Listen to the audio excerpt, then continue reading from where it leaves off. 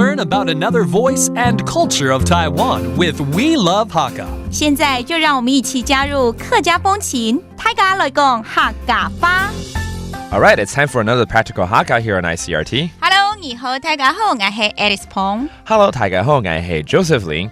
And you know what? A couple of months ago, there was a huge film by Leonardo DiCaprio. I'm sure a lot of people went to see it. It's called Inception. 你看了？看了，而且好想再回去看一次，因为它里面呢讨论的就是梦中有梦，然后怎么去控制梦那样子。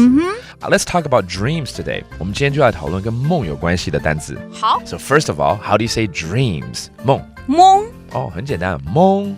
有的时候呢，我们起来然后冒冷汗。就是因为呢，做噩梦，对，很讨厌做噩梦。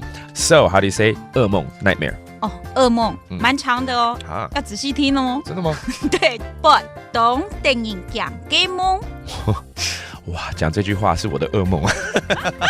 不懂电影讲，不懂电影讲给梦，给梦哦的梦。所以前面那5个字是什么意思？就是做了一个很可怕的梦。哦 ，OK，they actually kind of lay out the whole sentence. I had a really bad dream is nightmare. 所以如果要造句，那这个句子更长咯。OK。昨晚我做了个噩梦。丑安补。丑安补就是昨晚咯。That means last night. 挨背一個。挨背一個 That means I made a 懂電影講嘅夢。懂電影講嘅夢。I had a nightmare last night. 那我们教简单一点好了，希望不会再这么长了，就普通的做梦就好了。Okay, let's teach you how to say just dreaming, not nightmares. 博夢啊，太好了，博夢 right? 博夢 Let's use it in the context of stop daydreaming. Okay, 不要再做梦了。莫個博夢咧。莫個博夢咧。Okay, that means stop daydreaming. 那做梦的海陆腔，博夢。博夢。比较闷一点，博夢 That's a different dialect for dreaming. And finally, when we talk about dreams, it's not really just about, an actual sleeping dream, but it could be about your goal, your dreams in life, right? 大家都会有梦想。对。怎么说？夢想。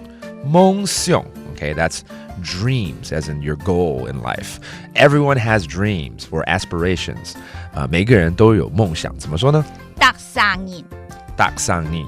都會有夢想，都會有夢想 OK 不要只說不做夢想一定要實現對不對 That does it for today's practical Hakka 什麼太嘎俺子 say 張來了客家風情由行政院客家委員會監製 We Love Hakka has been brought to you by the Executive Yuan's Council for Hakka Affairs.